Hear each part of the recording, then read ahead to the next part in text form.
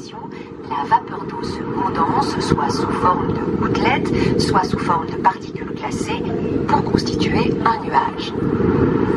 Il en existe de différentes sortes, mais tous situés dans la troposphère.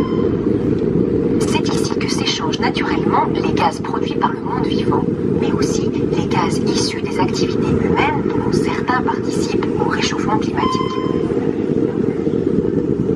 Nous voici aux limites de la troposphère. Où volent les avions commerciaux. La température avoisine les -40. L'air s'est raréfié. La pression n'a plus que 1/4 de sa valeur au niveau de la mer. Regardez ces oies. Certains oiseaux migrateurs volent à des altitudes exceptionnelles.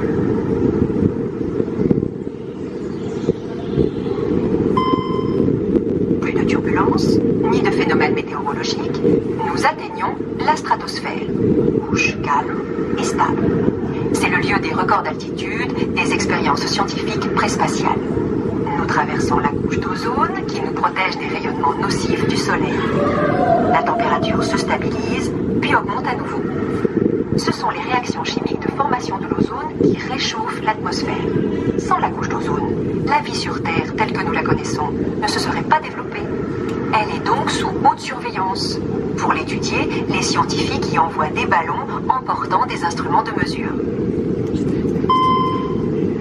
Nous entrons dans la mésosphère. En rencontrant les premières molécules de notre atmosphère, les météorites s'échauffent et, pour la plupart d'entre elles, se consument. Ce sont les étoiles filantes. D'autres phénomènes lumineux dus aux orages et récemment découverts se développent parfois au-dessus des orages les plus violents. Les capsules spatiales doivent être conçues pour résister à l'intense chaleur que provoque leur rentrée rapide lors du retour sur Terre. La densité de l'air est très faible. Les lanceurs se séparent de leur coiffe, protégeant les satellites. Nous entrons maintenant dans la thermosphère. Pour les agences spatiales, nous sommes à présent dans l'espace. C'est le domaine des astronautes, des satellites et des engins habités. Ici, on observe les avions spatiaux au sommet de leur trajectoire et les derniers phénomènes visibles depuis la Terre. Les aurores boréales qui célèbrent la rencontre de la haute atmosphère avec le vent solaire.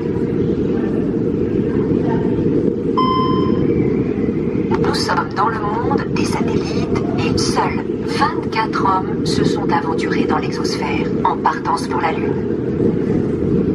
Mais l'aventure de l'espace n'est pas terminée et n'en est sans doute qu'à ses balbutiements. Bientôt, d'autres hommes partiront vers la Lune, puis vers d'autres destinations.